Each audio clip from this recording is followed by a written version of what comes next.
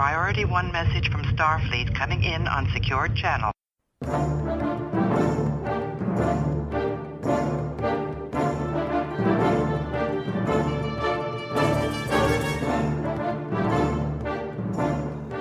You are listening to the TrekRanks Podcast, a member of the Tricorder Transmissions Podcast Network.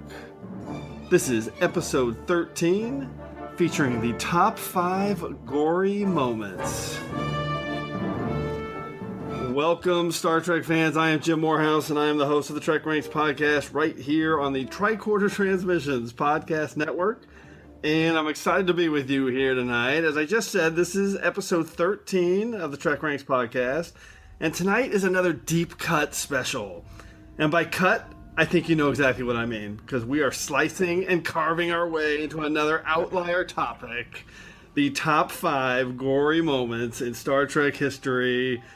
And we've got Catspaw Day coming up. And that's what I call Halloween. So we figured this would be the time to tackle a topic that it isn't exactly something that Star Trek is known for. You know, it's gore. So, and just to be clear, we aren't talking about scariest or creepiest moments.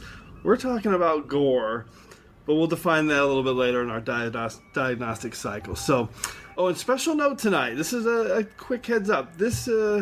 Tonight's, I'm going to start doing this before every episode, because tonight's episode is current through Star Trek Discovery Season 1, Episode 5, because now we have to do that, because we have new Star Trek being aired every week, and we love that. So tonight we are without Mr. Jeff Hewlett again, but don't fear, because you can find our illustrious leader everywhere on the Tricorder Transmissions Podcast Network. I mean, right now he's on like every other podcast. Disco Trek, he's on Shore Leave, he's on Discovering Trek, so we'll get him back soon, but he's been busy.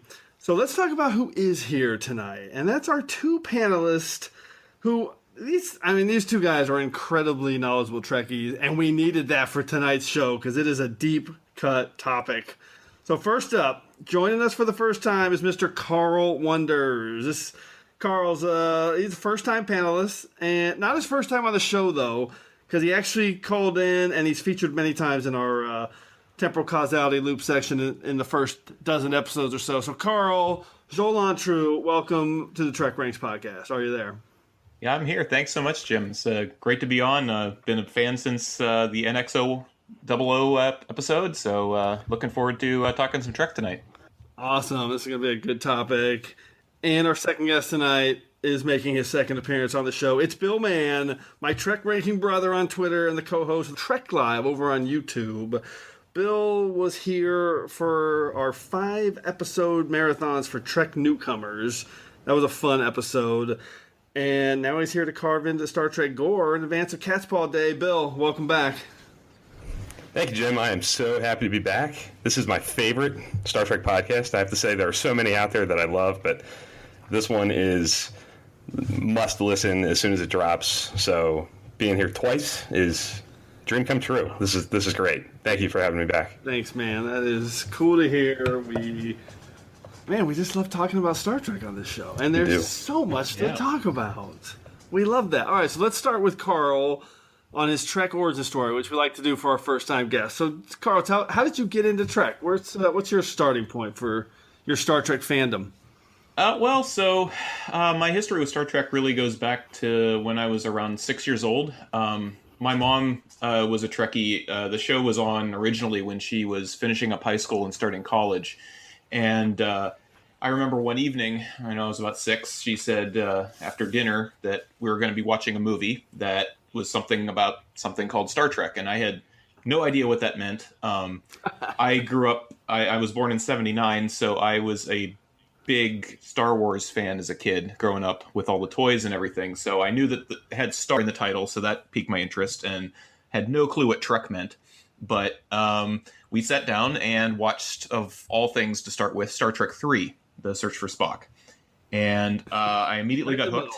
And it was a little confusing because it was dropping you right in the middle of the story. But and I said, when the movie was over, could I see more? And I don't think she wanted me to watch Star Trek 2 yet.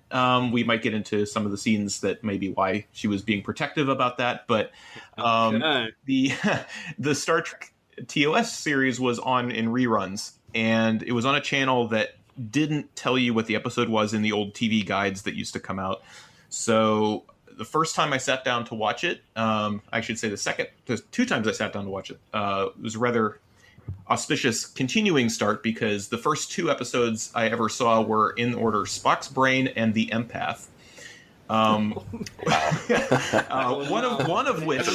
of which I will actually defend as being better than its reputation, and the other not so much. Of course it is. And we know which one you're talking about. And Jim, you'll appreciate this. The animated series was also on Saturdays around that time, so I watched that too. Went to see Star Trek IV in the theater, and then we sat down, like everyone, about that time to watch Encounter at Farpoint when TNG started. And, ever since that opening credits and the Enterprise goes into warp, and that blew me away, and then the Jerry Goldsmith theme kicks on, and I was hooked from then on. Watched, all of TNG, DS9, some of Voyager. Unfortunately, went off to college and grad school around then, so I kind of fell off, and I've made it a point to go back in the very near future to rewatch both Voyager and Enterprise. I've only seen bits and pieces, to be perfectly honest, of those two series, but I really want to do a good rewatch. So that's that's my story.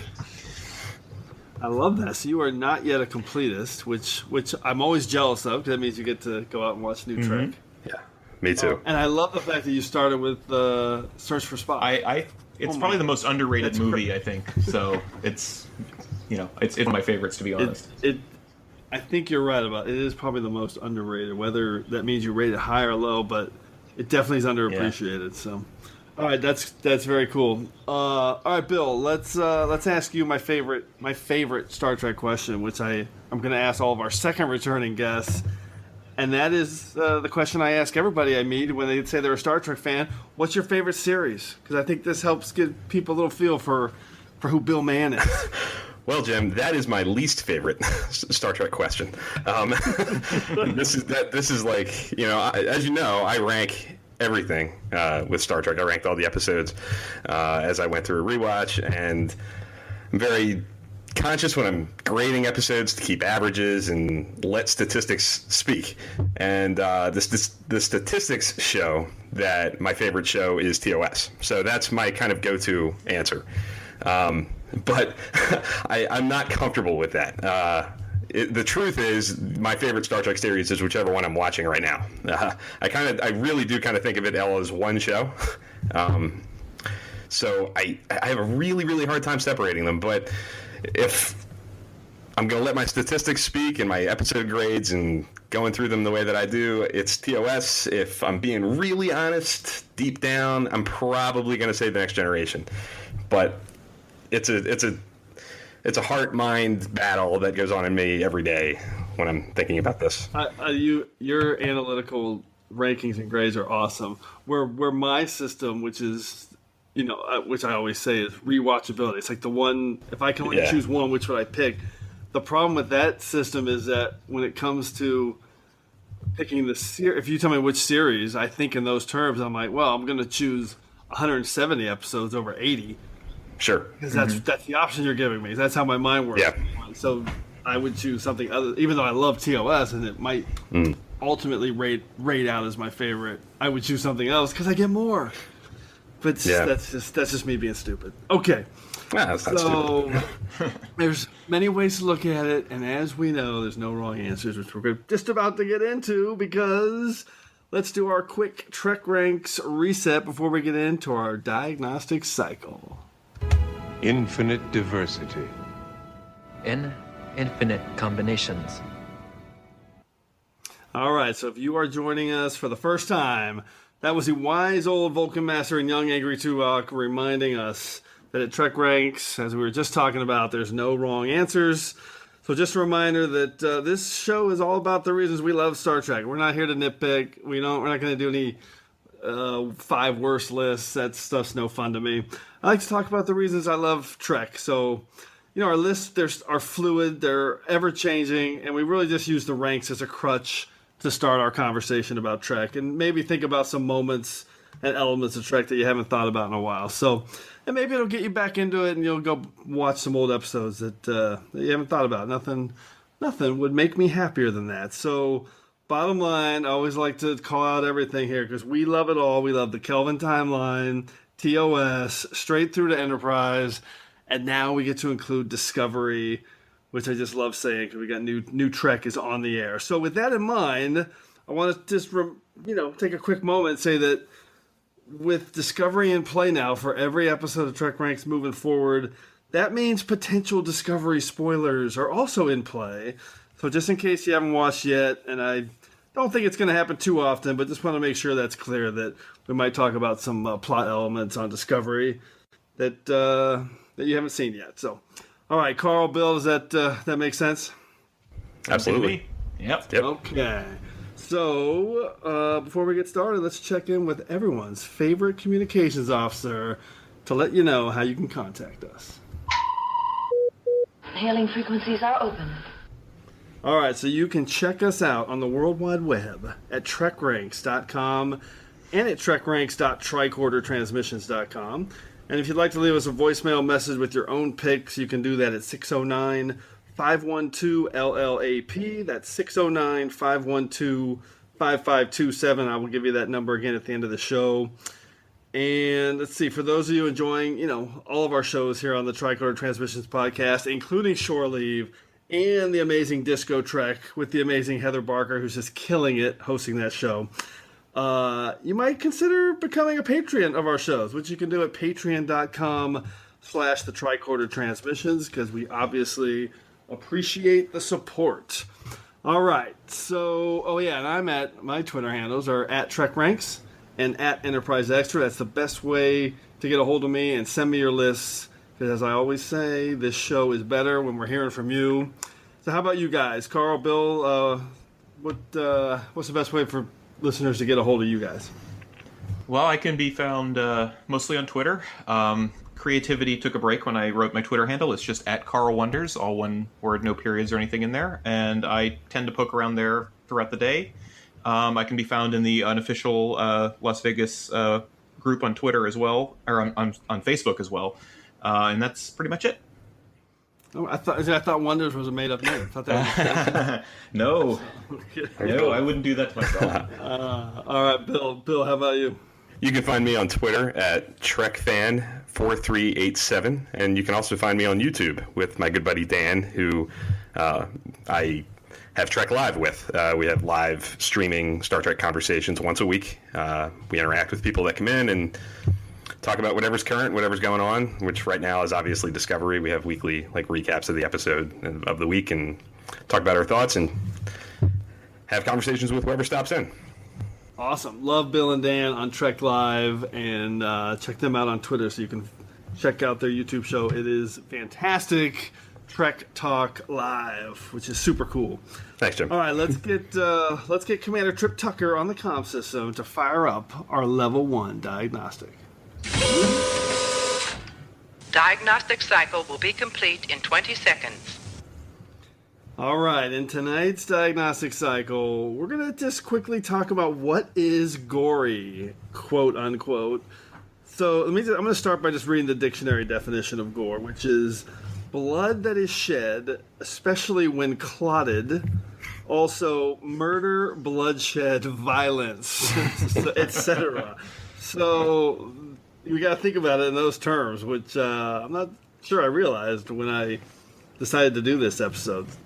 And by the way, we decided to do this episode before the recent slate of Discovery episodes. So not saying that any of those are going to be on anybody's list, but literally the week after I picked this episode, it was like, holy crap. Wow, that's really gory. So, all right. So without getting into your guys' prime directives, what do you guys think of when you think of gore? Is it like straight up blood and guts? Is it horror, psychological? I mean, you can define it any way you want. So I'm just curious, what are some of your gore standouts in TV and film? Well, Bill. Go ahead.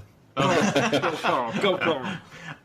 So, I mean, I to me, it could go either way, as far as, just graphic violence, or, the product of graphic violence. And to tie it back a little bit to Discovery, I think, to me personally, terms of my taste, I find gore to be a lot like language in terms of swearing and whatnot, and that, I tend to think of them kind of like the spices to a recipe, where I would prefer a little bit in the right places than have it just in your face the whole time.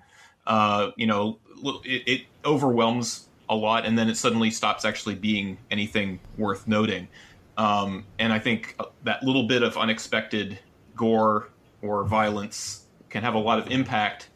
It could be something that's played for shock. The thing that I always remember when I think about this is that arm wrestling scene in The Fly, which gets me every time I watch it. It's just ugh. Or even something for humor at times, like the great wood chipper scene in Fargo is another one example that I think of. As far as like you have this fairly run-of-the-mill movie, and then all of a sudden it's like, whoa, where the guy's foot sticking out of the wood chipper. So I tend to gravitate more towards moments like that, where it's not like spread throughout the entire thing. I'm not a huge splatter movie fan or anything like that, but those well-placed bits are the ones that really do it for me. I like the way you said the combination of the product of it with also the sound and the impact and things like that, because that opens it up a lot when you're talking about Trek. So, and I was thinking the same way. All right, how about you, Bill? I totally agree. I think it's a combination of all these kinds of things. I'm not a huge horror movie aficionado. I don't go out of my way to see every horror movie that comes across the block, and I certainly don't go out of my way to see every splash gore, over the top horror movie. I'm not one of those people, but I can appreciate it when it's well done and it's serving the story or it's telling you something about a character. And I certainly respond to it more when, like you guys were saying, if it's sparingly used, if sound is playing a part, if not necessarily just throwing it in my face. There's all kinds of ways to do it. I think some of the best stuff is some of the stuff that, especially in Trek, because of the nature of it being on TV for such a long time, like standard TV, and being in PG-13 movies, a lot of the gore in Trek is less of the in your face violent, what you're right? thinking about. Yeah. And more of what's implied. Let me think about it instead of showing it to me.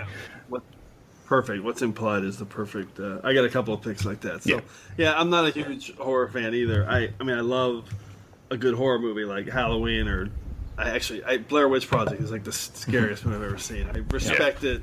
I know it's awesome, but I hate it because I never want to see it again because it terrifies me. But when I think of gore, I'm definitely thinking of things like, I'm thinking blood and guts, and I'm thinking of like Alien, the John Hurt scene. But I'm also thinking about the Ian Holmes scene. Where Ash is getting his head smashed in and ripped off.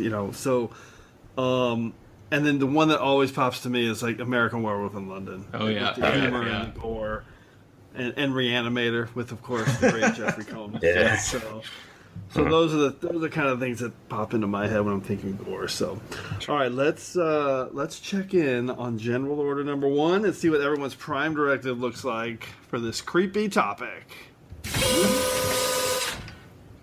I do not concur with your captain's decision. She's following our Prime Directive. Define Prime Directive. All right, Bill, let's start with you. What was your Prime Directive? What's your breakdown for your top 5 Star Trek gory moments? Well, I was going for things that really made an impact on me, and a lot of these, not all of them, but 4 out of the 5 are coming from Trek that I watched when I was, for the first time, young. Growing up watching it in first run, and I'm thinking about things that scared the heck out of me when I was a kid, made a big impact.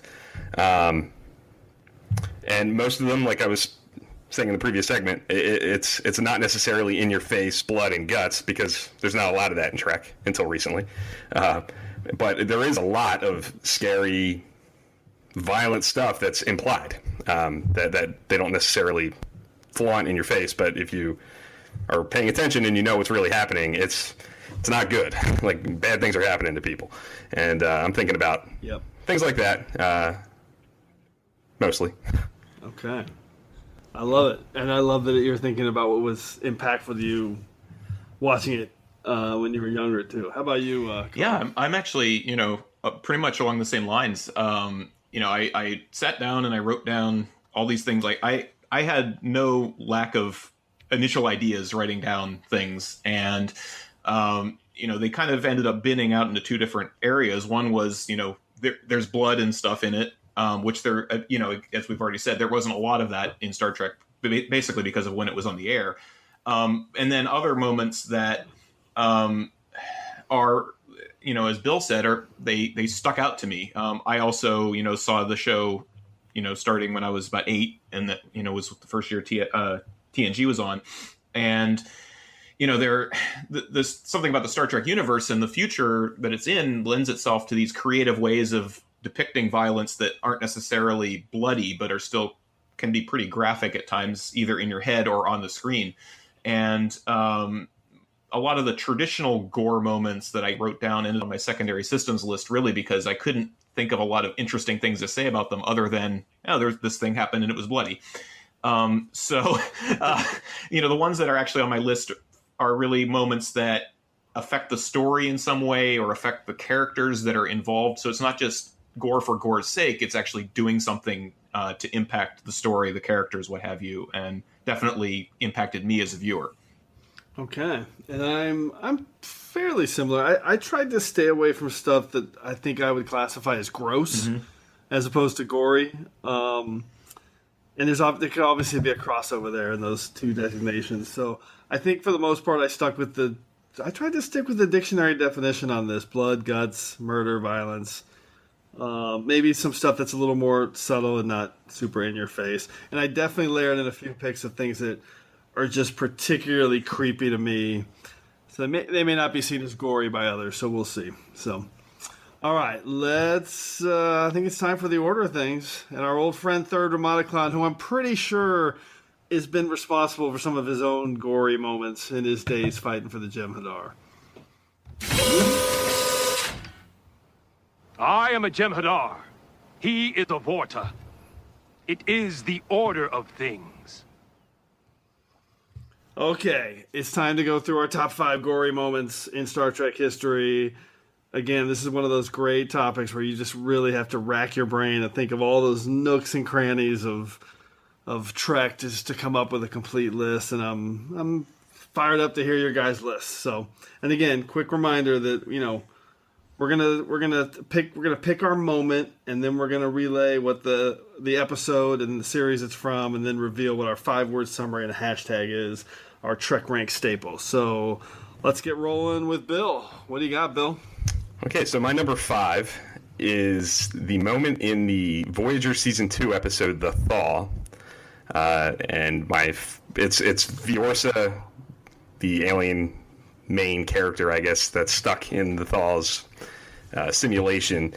My 5 words is kind of summary of it. It's Viorsa loses his virtual head, and hashtag death by guillotine. It is endlessly shocking to me when I go back to it, even that they went this far. They decapitated somebody, and I think the reason it works so well for me is it's so well telegraphed. They almost do it to Harry Kim. It's a scary scene. There's characters like freaking out and yelling, and it's just impactful. It's loud. It's strange. It's weird. It's all these things at once. And then I think what really sells it for me is the actor who plays Viorsa's face when it's happening. Like, he is horrified. I almost think he's dead before it happens. Like, he's in shock.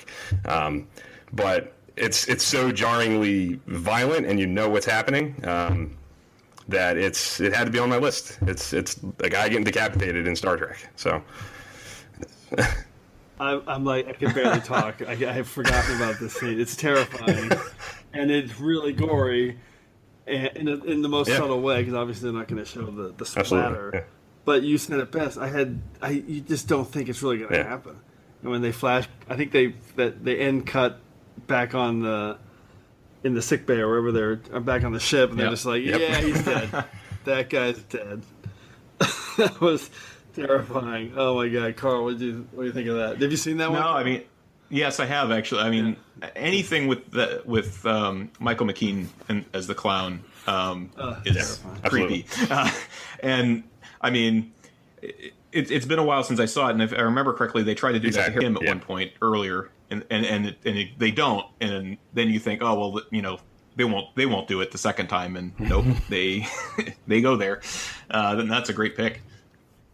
By the way, if Balana was monitoring my systems right now, my heart rate would be like, Mine too, just talking about it. palpitations. All right, Carl, what's your number 5 pick? All right, so no decapitation this time, but I am also going to put my Prime Directive here to use right away. The 5 words in a hashtag are bloodless disintegration finds the villain, and hashtag, this is a long one, it's your fault. You knew the price of disobedience, and so did she. It's from TNG Season 3, Episode 22, The Most Toys. It's Varia's death by Varon T. Disruptor. No blood at all, but one of the more horrifying moments, I think, especially in early TNG, where you have this woman with a hole burned into her, screaming for what seems like almost half a minute before she suddenly like disintegrates from inside out. And, you know, Fajo's description of exactly how that weapon works and how it's extremely painful, and the actress totally sells it.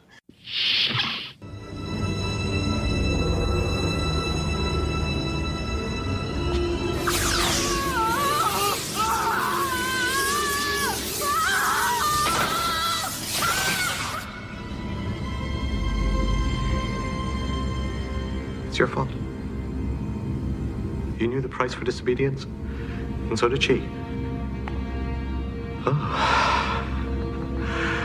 Well, there's always another barrier. And it's just, and then it drives Data to do that great moment at the end of the episode where I think he's going to shoot Fajo before the Enterprise beams him away. And he does. Yes, he does. He does. Agreed. Totally does. And then he lies about it. Yep. Something must have happened during transport.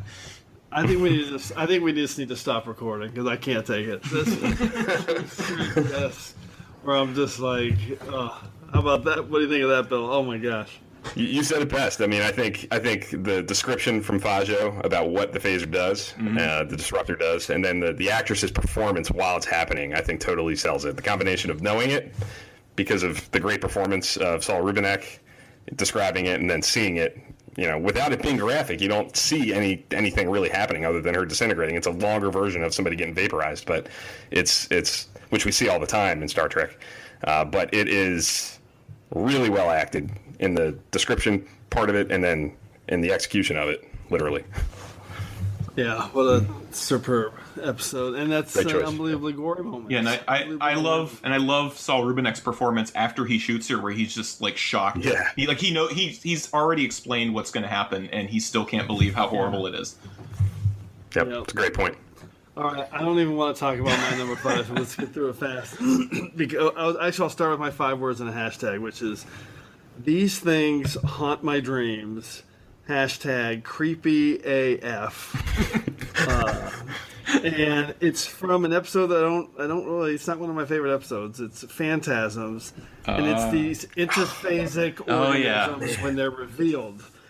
And, oh God, these things creep me the hell out. I hate them. So it's that, and again, they are really gory looking, actually. I know they aren't like traditional blood and guts, so I think some people might question this pick. But when Beverly starts scanning them on people's arms and on Riker's face, I mean, they're like veiny, and they look like they're cut into the skin a little bit and sitting like inside the arm or whatever. And, oh God, I mean, they've literally given me nightmares for 25 years. I really hate them. You guys know what I'm talking about? Do these things gross everybody else out? Oh, they're disgusting. Absolutely. Yeah. They're horrible. Yeah. And I was close to labeling them as just gross, but they're gory. I was like, I went back and look at it. They're like veiny, and the one just looks like it's cut inside. I think, it's the one on Deanna's neck. It's looked like it's etched inside her like collarbone. Oh, it's so gory. Okay, we're moving on. Let's not talk about that anymore. So, all right, number 4 pick for Bill. What's your number 4 Trek gory moment? My number 4 pick is the one of the 5 that doesn't really factor into my childhood. It's a little more new. But my 5 words and a hashtag are the Marcuses literally get crushed. Hashtag crunch. And it's kind of a twofer. We have Carol Marcus's leg getting crushed and broken, and then immediately following that, you get Peter Weller, Admiral Marcus's head getting completely pulverized and crushed into smithereens. And this is one that, like some of these other picks, are sold by sound.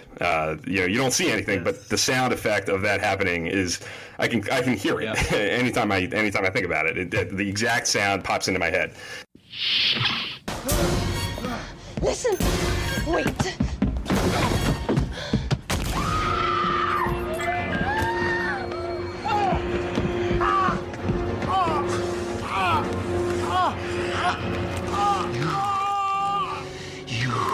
Should have let me sleep.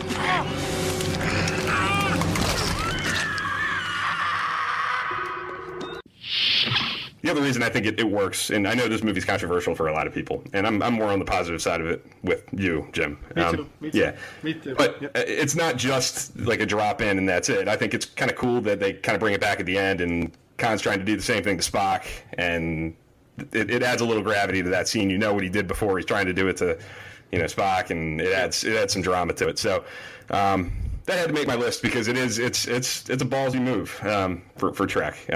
It's kind of like the Thal, but I think it's even almost like a step further. It's less clean than the Thal's choice for me with the decapitation by guillotine. This is messy and bloody and disgusting.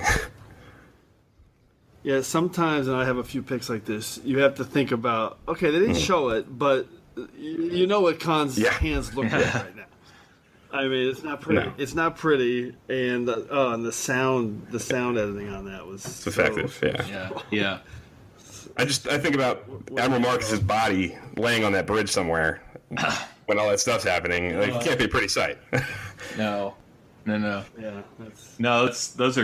That is great picks, and like you said, the sound, and then Alice Eve's scream, as Admiral Marcus's head is crushed, and the first time I saw it, I think I was even more affected by the leg one, just because the whole compound fracture thing just kind of ekes me out, So the whole idea of what her leg must look like, seriously, and everything, awful. Nothing worse than thinking about compound fracture. Okay, Carl, let's go with your number 4. All right, this is another. Still no blood in my my list here. So 5 words and a hashtag. Arrogant Bashir's Hippocratic Oath failure. Hashtag shut it all down.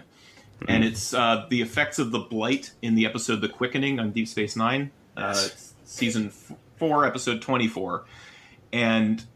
Man, it's such a good episode for Bashir's character because he's still that kind of young, I can do anything kind of character going in, and they've come across this planet with this population that's affected by this plague that's been left behind by the Dominion, and he's convinced he's going to ride in on the white horse and save the day, and boy does he mess it up. And it turns out his instruments are actually inflaming the disease even beyond what it would be normally, and he's trying to treat Ephren and the other victims in this little makeshift hospital hut thing, and God, they all start screaming, and you can they do this great CGI effect on his face with the blight spread, this red sores just spread across his face as he's writhing in pain and having seizures, and these other women are just crying out for help and asking for the Trevian to come in and give them the euthanasia medicine to take the pain away. And it's just a horrifying scene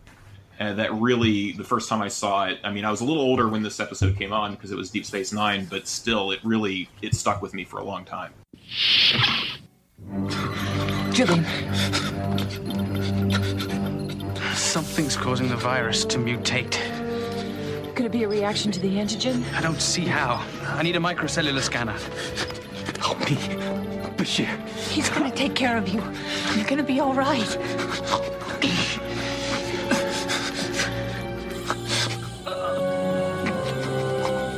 My God. It's the EM fields from my instruments. Shut everything down, now!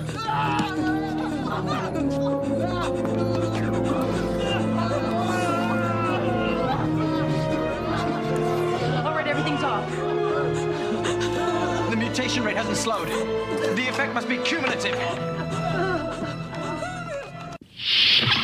Oh, great pick. Bill, I know you love this pick. I do. Love this episode. It's like your top one. I couldn't wait to talk. Just do it. Much to Jim's chagrin, this is in my top 100 episodes of all of Star Trek. It's one of my favorite Deep Space Nine episodes, and easily one of my favorite Bashir episodes. And everything you said is true. I totally agree. It's heartbreaking. It's graphic without showing too much. And yeah, it's definitely one of my favorites. I think Trevian is a fascinating character. I know Jim doesn't agree with that at all. We're just totally on the opposite side of this coin, but that's what's fun about it. And listen, I wouldn't rip this episode. It's not a bad episode, and I wouldn't say much to my chagrin because I can appreciate that someone would like it. But was it Trevian? Yeah. Trevian, yeah. I hate his one note stupid chief. He's a stupid chief, and I hate stupid chief characters. I just can't stand that one note character. But this is a great gory pick, because that is a super duper gory moment, and I totally forgot. It is, and I think you picked. And that's like that's when we actually see it. That's what I was gonna say. I think you picked the perfect scene to highlight, because it is the time that you really get a sense of what this blight is, and how deadly it really is, and what it's doing to these people. And it's not pretty. Yeah. And that's a great moment when he's just like, shut it all down. Mm-hmm. That's good. Okay, so that's my number 4 pick. This one, it popped into my head early, and I kind of knew it was going to be on the list, and I think it's a little bit of an outlier, but it's pretty gross, and it's one of these more, well, it's graphic, but it's also subtle. So let me get my 5 words and a hashtag. It is single-minded Picard digs through chest cavity, hashtag R.I.P. Ensign Lynch. And it's Star Trek First Contact, and the moment is literally Picard digging a neural processor out of a dead Borg drone. And it's kind of a little more subtle, but it's also super gory. I mean, it starts off with Picard just riddling this guy with bullets from a machine gun. And then he's just digging through his chest cavity nonchalantly, just like plowing in there to dig out this neural processor or whatever that thing is. And even though they don't show a lot, I think there's a lot of blood and guts in the chest cavity, and the sound design is really gruesome. I don't get it. I thought you said this was all just a bunch of holograms. If it's holograms... I disengaged the safety protocols. Without them, even a holographic bullet can kill. What are you doing? I'm looking for the neuroprocessor. Every Borg has one. It's like a memory chip. It will contain a record of all the instructions this Borg has been receiving from the collective. Oh, my. Jean-Luc, it's one of your uniforms. Yes, this was Ensign Lynch. Tough luck, huh? Gotta get to the bridge. I think it adds to it that Lily Sloan is just like, hey, Jean-Luc, this is one of your men? And he's like, yeah, it's Ensign Lynch. He dead.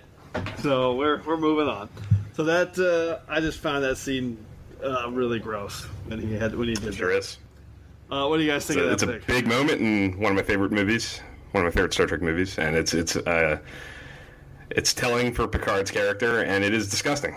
It certainly is. I mean, there's a lot of makeup effects going on there with him digging into his chest, and if you look closely, there's not pretty stuff going on.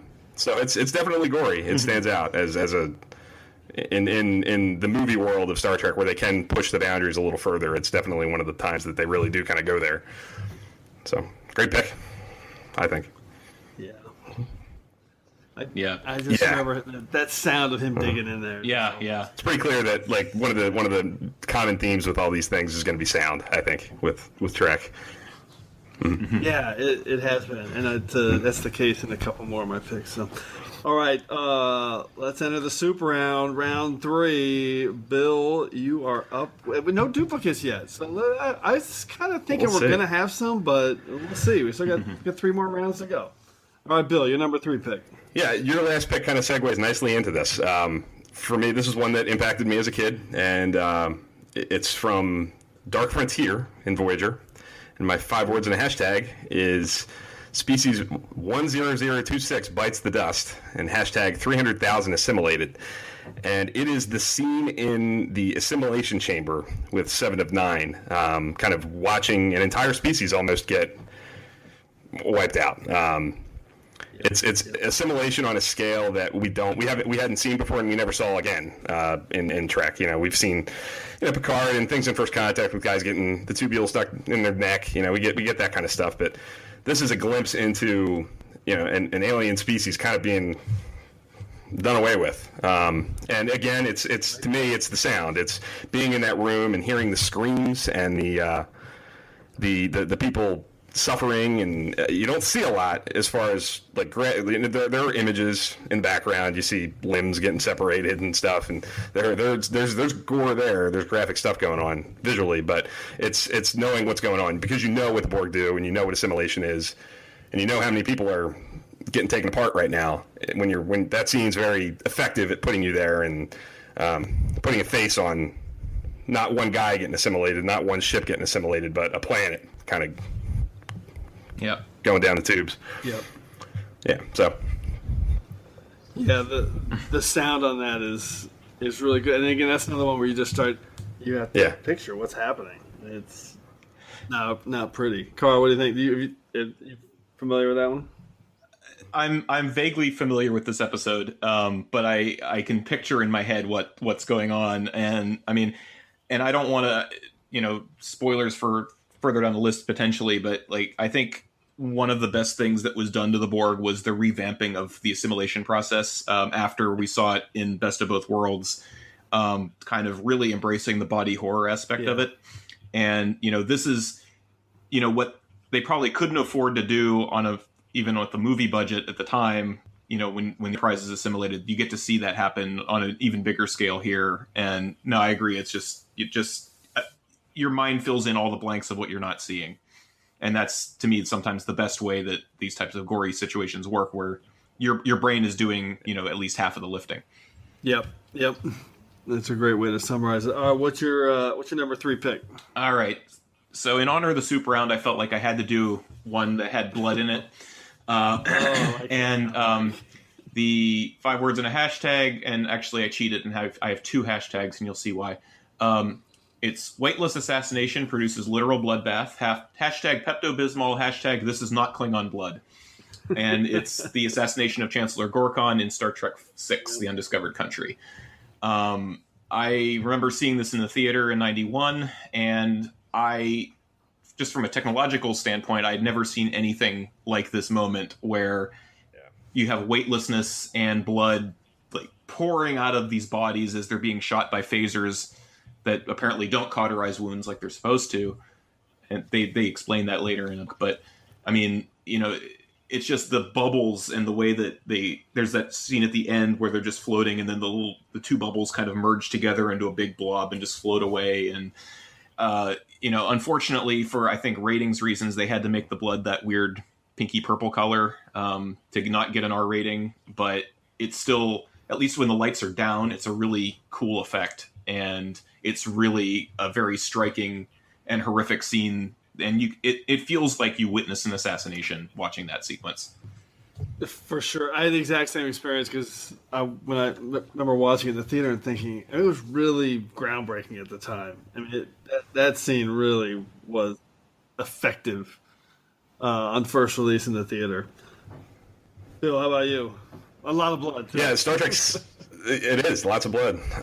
Star Trek VI is the first movie that I'm almost positive ever saw in the movie theater. I was 5 years old, and I remember that scene. I'm not surprised. That scene I'll never forget. Sitting on my dad's lap at 5 years old in the movie theater, just with my jaw on the ground, watching this happen. The pink blood totally worked for me when I was 5 years old. By the way, it didn't. It had no negative impact on me at all. Like, I was totally with it. Obviously, great score in that scene. It's great stuff. One of the coolest scenes in Star Trek movies, I think, actually, because I think the Zero G stuff works really well. I think it's held up pretty well. And it is bloody, no doubt about that. Yeah, I love that weird choral music that they have going on as the suited figures are walking through, and even later on when Kirk and McCoy beam over to try to resuscitate Gorkon, they do a great job of you can see the bubbles coming out of his chest as he's breathing, and it's really effective and pretty gory. One of the most gory things I think I've seen in the Star Trek anything. Yeah. And McCoy trying to save him for sure adds to the gore. So okay, let's close out the soup round. I'm gonna go with. I was really wanted. There's a couple here that I was battling myself with, and they're both original series. But I'm going with this one because it's such an impactful one. It's visual, but it's a little subtle. But I guess it's not that subtle. The hashtag is Marta deserved so much better. Hashtag Marta lives, and it's the episode Whom Gods Destroy. And the moment, of course, is the death of Marta, where she gets blown up into a million pieces while everyone's watching, and she's terrified and can't. Oh, it's just the worst. It is. And I always, again, I don't mean that it's subtle in that it's obviously not subtle. It's she's literally standing there, blows up on screen, but you obviously don't see the blood and guts and the gore. But she is in a million pieces, and it breaks my heart every time. I love Marta. I've ordered my men to drive her out of the protective dome. And of course, she would choke to death on the outside in a matter of minutes. But I've arranged a more merciful end for her. Because after all, Captain, she is my consort. One tiny crystal implanted in her necklace. Portion of this explosive no bigger than a grain of sand. I propose to detonate it from here.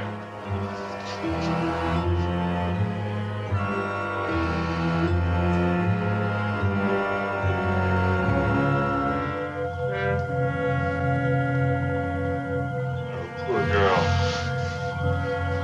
Poor dear suffering child. I will help her now.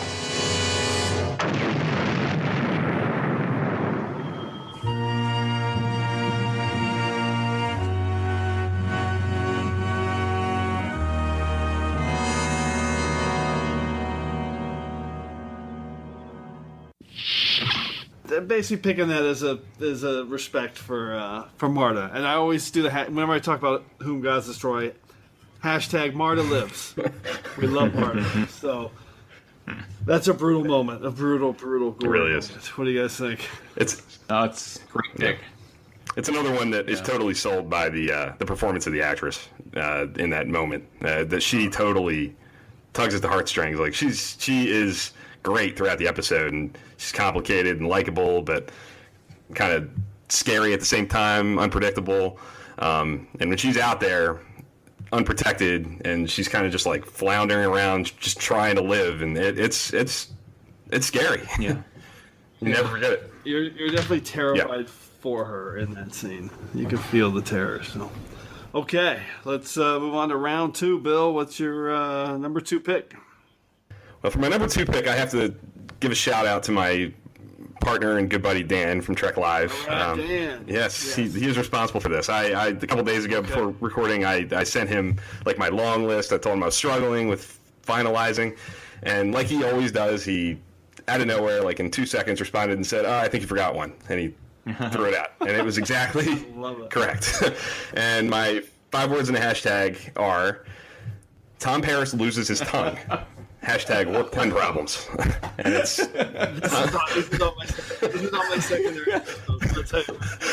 Yes. And I'm sure I forgot about it because I'm trying to, I'm not thinking about bottom of the barrel Star Trek. I know we don't talk about bad episodes on Trek Ranks, but this is uniquely this is uniquely memorable. I just. Another one that, when I thought about it, as a kid, I could not believe my eyes. Tom Paris just pulled his tongue out of his head, and smiles when he's done. He looks up at Janeway and smiles in a creepy. It's the episode is horrible. It's bottom of my list of Voyager rankings all day. But unforgettable moment. Horrifying, scary, disgusting, undeniably gory. It was borderline number one for me. It is gory and gross, and you just never want to see it again. It's really it is disgusting. It was on my list for a while, and I finally moved it to the secondary systems. Carl, you have many memories of that one? I have unfortunately many memories of that episode, but that's not one of them. I'll be honest. When Bill mentioned it, oh yeah, that's right. But it would never even cross my mind, and I've thought about that episode several times to my chagrin. So, not one of my favorites. No. All right, Carl, what's your number 2 then? All right, number 2, 5 words and a hashtag. Odo reveals his biggest secret, hashtag lie if you have to. And it's the torture scene between Garrick and Odo in the Die Is Cast, Deep Space Nine, episode 21, season 3. And this is kind of a payoff in a way, because we've, for a long time, had been told that, Odo had to revert to his gelatinous state every 16 hours to regenerate. And we never quite knew what would happen if he didn't do that. And I think that it was a brilliant decision to, invent this device or whatever that they had, the Obsidian Order had, to prevent Odo from shapeshifting. And it's a combination really between the two performances of Rene Auberjonois and Andy Robinson, but also the really creepy makeup effects they did with Odo, where he's like half desiccated with little bits hanging off of him, and he's almost convulsing at times, and that great moment when Garrick says, tell me anything, lie if you have to, just give me something so I can, because he's really not enjoying what he's doing, but just and Rene Auberjonois just totally sells the amount of pain that he's in that moment. And it's another one of those moments that, like, the first time I saw it, like, it was stuck in my head for a long time afterwards. Yeah, it's a gory moment in action because of what Garrick is doing, and obviously the impact on Odo. It's always tough to watch that one. It is. And for me, the thing that stands out to me the most with that scene is when I think of those episodes, it feels like that is such a huge part of it, like literally in time. It feels like it's a huge chunk of the episode, but it's only a couple of minutes. It's really short, but it's so powerful, so impactful that it kind of dominates the whole thing, and it's to its benefit because it's such a linchpin moment for Odo when he like cries out, "I want to go home," and he's not talking about Deep Space Nine. It's like such a huge moment that defines his character for the rest of the series, and it's a great pick. Because it is. It's gory. Bad things are happening to Odo right there. Yeah. All good points. All right, so let's close out round 2 with this is a little bit of a historic pick. So I've got my 5 words and a hashtag: twisted carnage unlike anything we've seen. Hashtag gore like never before. And it's Star Trek Discovery. Context is for kings. And the moment is just this mangled corpse mayhem on the Glen. And, in we've heard about bodies being splayed inside out on previous, Trek incarnations. I think it was on Enterprise when Sabal's talking about the Vulcan ship that visits the Expanse. And they actually did a good job on that one. I actually was on my short list because they show, like, the grainy footage. You can hear everybody screaming in that episode. And then DS9's the ship. There's the it's not the Inside Out, but it's basically everybody on that ship dies from a massive osteonecrosis where they just all their bones are crushed.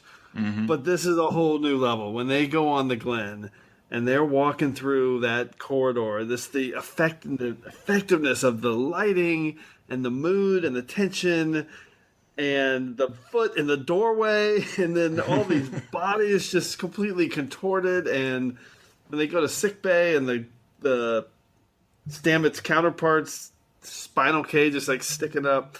Yeah, Spore Drive is very dangerous, I've decided, and that is really a groundbreaking gory scene on Star Trek. So I have have to do it. Have to pick Star Trek Discovery. What do you guys think? Great pick. I mean, yeah, I felt like I was watching like an alien movie or something in that moment where they're walking through, and I loved like just the way that whole sequence is structured, and then to of all things have it capped off with a Klingon doing the shush thing, and right. Right before it gets mauled by the tardigrade. I mean, it's such a well constructed sequence, and like you said, it's not something that we'd ever seen in Star Trek. Yeah, I totally agree. I think that's a great point with the humor kind of breaking the tension a little bit. That kind of tops off the scene to me. But the image of even in the engineering deck with Straw's face is just, I'll never forget that. That's a huge moment in gory Star Trek history. Probably not to be topped anytime soon, I would imagine. But yeah, it's a great pick, and I knew it was going to be on here somewhere. Yeah. Somebody was going to name it. Pretty brutal. All right, so we are. If you've made it this far, listeners, and I don't blame you if you haven't, because this has been a deep, dark episode of Trek Ranks. We are down to round one, our number one picks for top 5 gory moments in Trek history. So, Bill, start us off. What's your number one pick? Well, this is not gory in the traditional sense, but it had to be number one for me. This is perhaps my first memory of first run Star Trek. I was 4 years old, and well, my 5 words in a hashtag are "she's melted into the deck," and my hashtag is "scarred for life." It's such a well done scene to me. The way it starts with they're kind of just strolling around the corridor. They split up.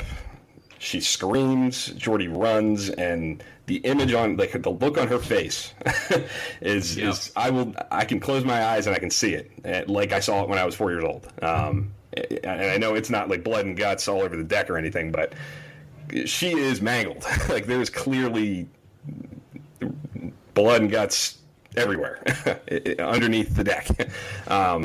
So, and on top of that, the thing that really stands out to me is it's in an episode that's so light and it's light as a feather. It's a romantic comedy, and stuck in the middle of it is this sequence that has made a huge impact on me for being gory and scary and disgusting and horrifying and all these things.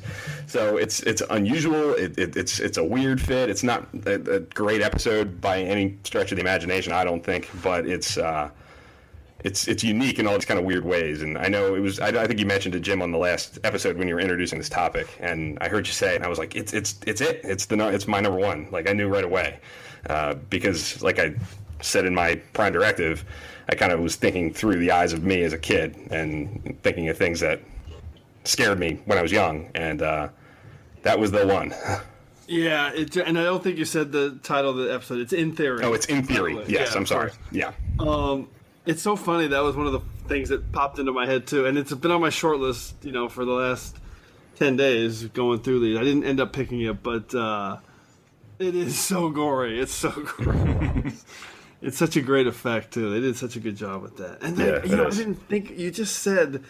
I didn't think about this, but it's in this light episode. All of a sudden, there's this gruesome death. Yeah, exactly. I think I said this on the last show. You know what's under that neckplate because she is cut off, and that is disgusting.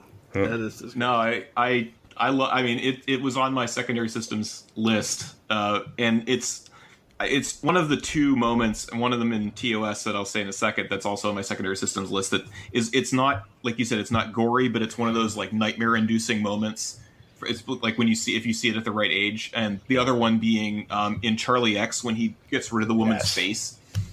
Those 2 moments like both just freaked me out like you wouldn't believe when I first saw them. But unfortunately both on the secondary systems list. Makes sense. All right, then what's your number 2 pick?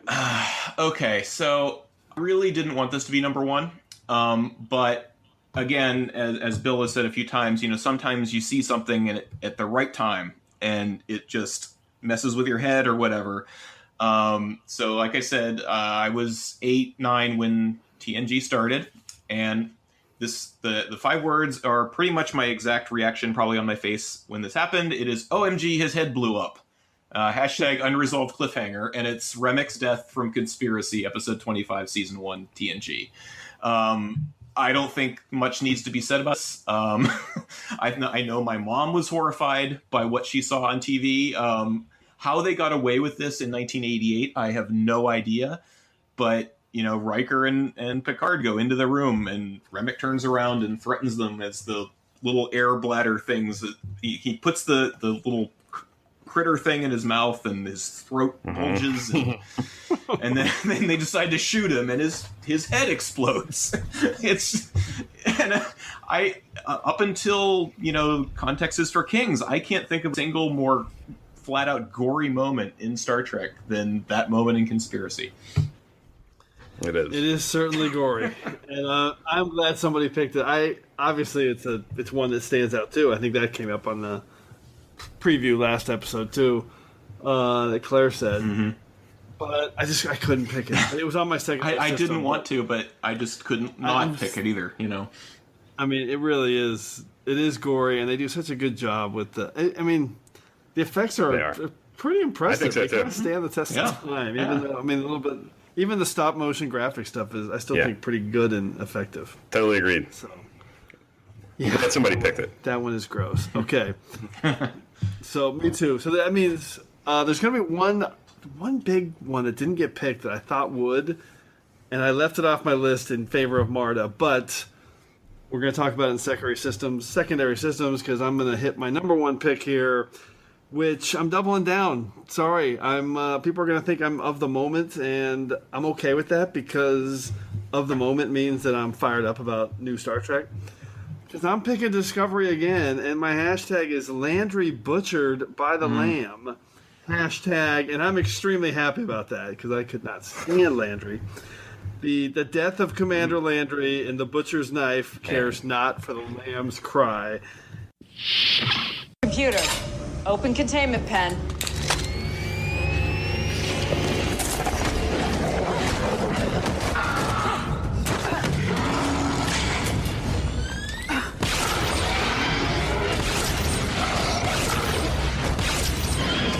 Computer, lights to maximum.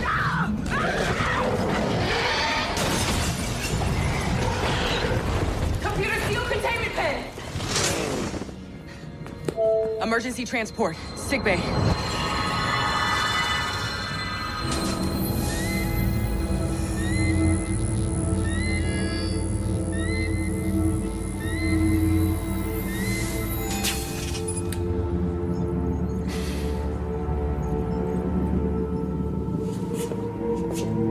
Find a use for that creature. Don't let her death be in vain.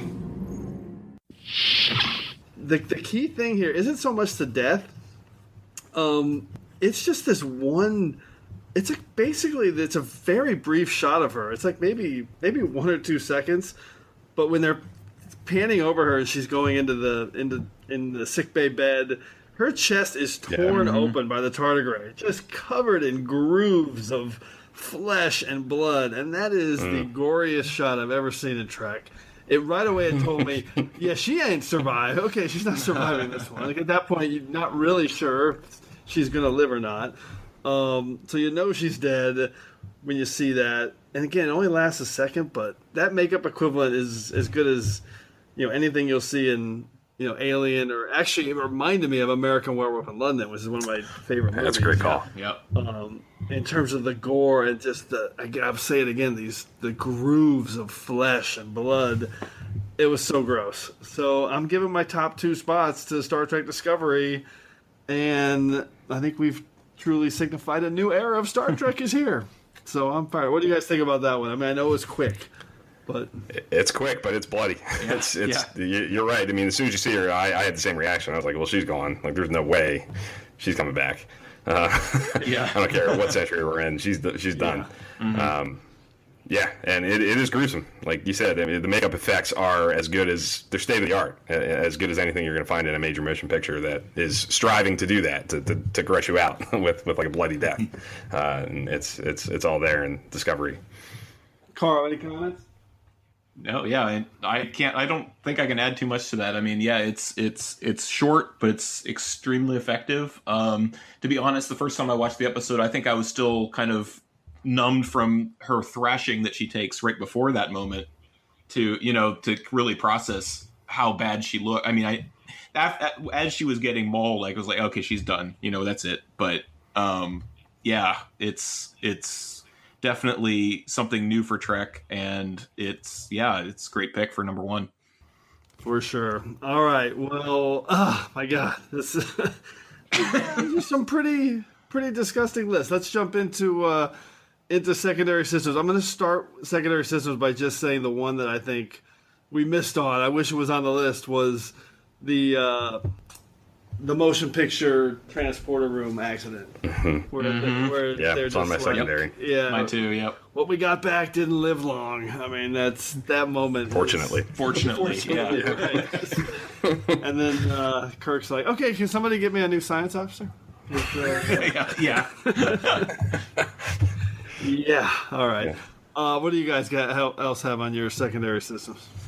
I have a few, actually. Can I just run through a couple real quick? Yes, let's do it. Yeah, let's do it. The number one thing that I just barely missed was a TOS reference. I even have 5 words in a hashtag, if you don't mind. Do it. And it's he burned to a crisp. Or hashtag RIP Schmitter, and it's the horde of death in Devil in the Dark. Poor Schmitter. Yeah. For TOS 1960s, it's pretty gruesome. You don't see much, but he's gone. It is. I think the City Alpha eel exit out of Chekhov's ear is a clear one, and I had a couple that you guys mentioned, the Glenn crew unspooled and Context is for Kings, and Remick and Conspiracy. Yep. And one other one that I just want to throw out real quick that I left off on purpose. It is gruesome, and it maybe belongs in the top 5, but I think it's gratuitous and gory for kind of all the wrong reasons. It's Shinzon's death in Nemesis. It's disgusting and gross, but I don't think it's effective. I don't think it works. I don't think it's just gross to be gross. So I left it off. That's fair. All right, how about you, Carl? What's secondary? So I had the City Eels. Two separate stabbings in the back. The vicious animal thing that bayonets Wesley and Heidi Q, which was one of the first times I remember seeing that happen in Star Trek, and that also left a mark on me. Pretty good. That's an awesome pick. I never thought of it. Yeah. I just didn't. I couldn't think of enough to say about it other than Wesley gets bayoneted in the back. So, and then the Nausicaan does the same thing to Picard and Tapestry. That's also pretty bloody. One of the ones that barely missed the cut because I was trying to get some diversity among the shows here is Voyager in the episode Faces when the Vidian puts Durst's face on his face. And even it was the same actor, but I thought that was a pretty creepily effective makeup for the time. Good point, and it's gory too. Another just cut the guy's face off. Yeah, so that is gory. There's another one that it was gory, but there's nothing really to say about it. Was when they find John Doe in Transfigurations and half of his face is ripped off and his brain's exposed. I thought was another really interesting makeup effect for the time. Worked pretty well. And then just because I really wanted an off-the-wall pick to really drive my Prime Directive of don't need blood to be brutal or gory, I went with Yeoman Thompson being killed by Rojan in By Any Other Name when she gets turned into the little cube and then crushed. Just as something that's something you don't see every day. You bastard, Rojan. That was not cool. Brutal. No. Cool. No, but that's pretty too, because that is murder and violence. So that is for. Oh, that one's bad too. All right, I had a few. My one that I really wanted to include, but I just couldn't get it on there, was the Revulsion murders. So the crazy hologram on Voyager and Revulsion. I love this episode. I love the portrayal by Leland Orser. There's a lot of blood and guts and dead bodies all over the place in that episode. As soon as you said the episode name, I can picture the body getting dragged away with the blood trail. Yeah, with the blood. Yeah, it's really. I mean, it's like it's not the most disturbing blood image you've ever seen, but the fact that he's just killing all these people and cleaning up after them is pretty good. And then another one was and there was no Enterprise votes, which we'll go through in the stats here in a second. Is the aliens in Fight or Flight. When they go on that ship, it's like the second episode of Enterprise, and there's just that sucking noise from the machine that they're sucking the blood pumped out of these bodies, and all the dead bodies are just hanging there, and that is freaking gory. So that was definitely on my short list. And then last one this one's a little more gross for me than gory, but Spider Barkley in Genesis. Oh, yes. Yes. Unforgettable. It's pretty unforgettable and scary and gross. So, okay. All right, disgusting lists abound on this episode. Good job. Time to activate our regeneration cycle and get this place cleaned up. Computer, activate regeneration cycle. Alcoves beta and gamma. All right, so let's go through a couple of quick stats here. And actually, we don't have much to talk about. I was going to try and break it down between like subtle and blood and gross, but man, there's just these picks were all over the place, and I love it. It really covered everything. So basically, every incarnation of Trek was represented except for Enterprise. So I'm glad I gave them a shout out in the secondary systems. We had one Kelvin timeline pick, which was great. I forgot. We're gonna go through our picks. So Bill, let's go through your 5 picks again. So my number 5 was from The Thaw, and it was Viorce's death by guillotine decapitation. My number 4 was from Star Trek Into Darkness, and it was Admiral Marcus and Carol Marcus's head and leg getting crushed, respectively. My number 3 was from Dark Frontier in Voyager, and it was species 10026 being assimilated in mass, and spending time in that assimilation chamber with 7 of 9 and watching the horror on her face. Number 2, I have Threshold. Tom Paris pulling his own tongue out of his head. And number 1, I have, in theory, the engineering crewman melting through the deck unexpectedly and randomly and horrifyingly. I'm so glad you picked that. All right, Carl, let's recap your list for us. Okay, so for number 5, I have Varia's death in the TNG episode The Most Toys. Number 4, the effects of the blight in the Deep Space Nine episode The Quickening. Number 3. Shut it all down! Yes. Number 3 is the assassination of Chancellor Gorkon in Star Trek VI The Undiscovered Country. Number 2, Odo is tortured by Garrick in the DS9 episode The Die is Cast. And number 1, Remek's death in the TNG episode Conspiracy. All disgusting. Great list. All right, my number 5 was those organisms and phantasms that just creep me out and I don't want to think about ever from TNG. Number 4, also from TNG, Star Trek First Contact with Picard digging through a dead drone for a neural processor. Number 3, R.I.P. Marta, who gets blown up real good in Whom Gods Destroys from TOS. And then number 2, Context is for Kings. And we have Twisted Mayhem Carnage on the Glenn in Star Trek Discovery. And number 1, another Star Trek Discovery pick. Landry gets butchered by the lamb, and lots of blood and guts. So, okay, I almost forgot to go through our picks because last week we skipped this section. So, all right, so the stats are, again, no Enterprise picks. 1 from the Kelvin timeline, which I love when they get repped. There's 2 each from TOS and DS9. Oh, and Discovery.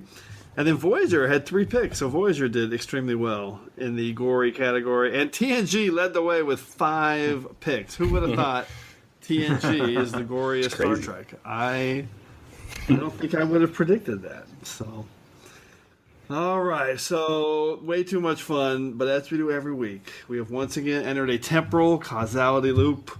So before we can depart, it's time to hear from you. The Enterprise has been caught up in a temporal causality loop, and I suspect that something similar may have happened to you.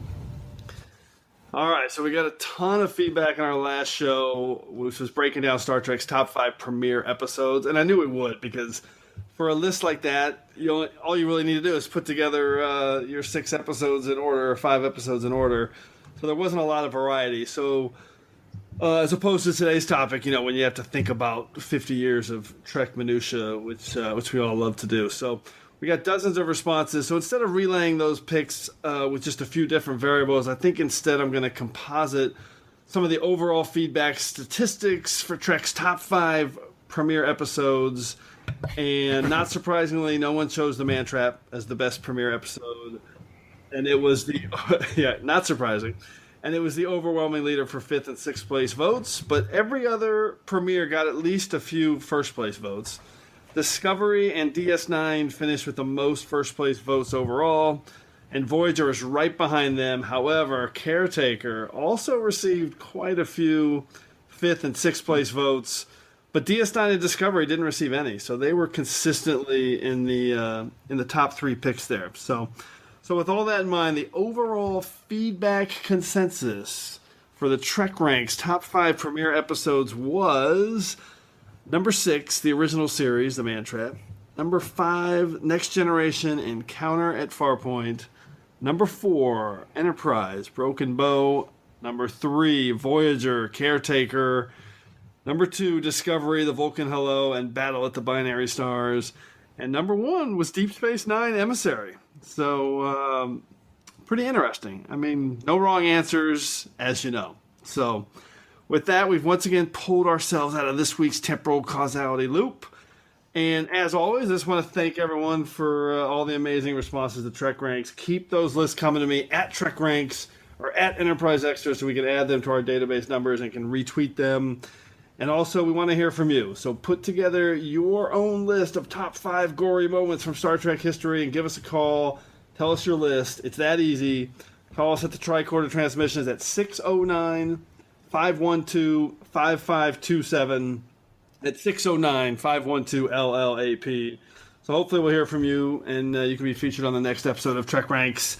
And in the next episode of TrekRanks, we are dialing up a classic topic. It's one that I've had on my very short list since day 1 of the TrekRanks launch, and it's about as Trek gets. So for episode 14 of TrekRanks, we are going to do our top 5 time travel episodes. Nice, that's great. It's that simple. So anything jumping out at you guys for that in terms of what would be your immediate inclusion into a list of top 5 time travel episodes? Mine's boring. City on the Edge of Forever. No doubt about it. That's my... Okay, that's good. That ain't boring. That's an all-time it's the classic. canned answer, but that's the first thing that came into my head. Carl, pick something not boring. What do you got?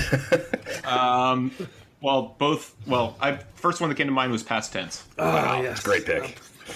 That's going to be hard to keep off my list. All right, that's going to be a great, super fun topic. There might get some duplicates, but there's going to be a lot to choose from. Oh my gosh, we didn't have any duplicates, did we? I don't think we had one. Wow. No, I don't think we did. I need to get like a red alert noise or something. Wow, that's crazy. I thought for sure there was going to be a lot. Yeah. No duplicates. No duplicates. Did you guys hear that? Okay, that was the Defiant signaling that we had no duplicates. All right, this show is off the hook. So, all right, so before we wrap it up, huge thanks to the brilliant Bill Mann and Carl Wonder. So, Bill, tell everybody again about Trek Live, and then Carl, I want you tell people about your soundtrack blog and things you do there. So, Bill, Trek Live one more time. Trek Live, Dan and myself, the other Bill and Dan in the Trek. There's 2 of us. We go live on YouTube once a week and have raw, like unedited live conversations about whatever's going on in Star Trek. During Discovery, we're obviously, talking about whatever episode aired that week, and before Discovery and after Discovery wraps up for the season, we'll go back into whatever floats our boat.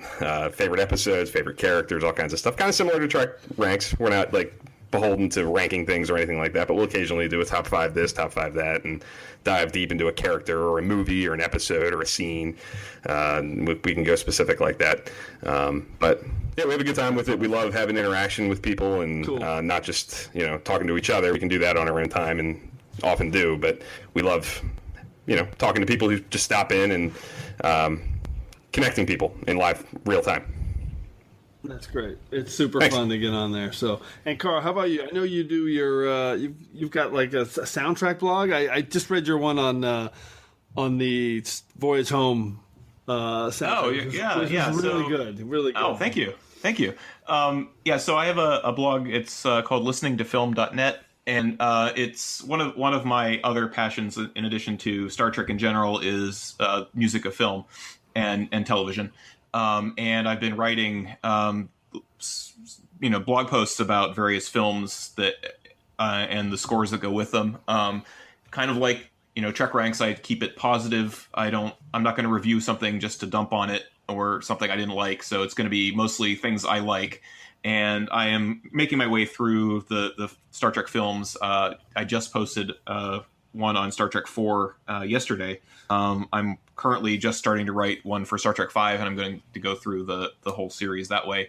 And if I ever do, sit down and start my official Voyager / Enterprise rewatch, I'll probably be posting some thoughts on there as well. Can't wait. You are going to do that. That is a guarantee. That'll be awesome. So, all right. Well, great job. And someday, we're going to do a Trek Ranks on scores or music. I just got to figure out how to do that topic. It'd be a great one, though. A tough one, yeah. But that's definitely on my long list. So, all right, guys, great job. That was super gory, and just want to thank everybody again for engaging with us here on Trek Ranks, episode 13. As always, I just want to close by saying I'm looking forward to standing with you again here in this place where I belong.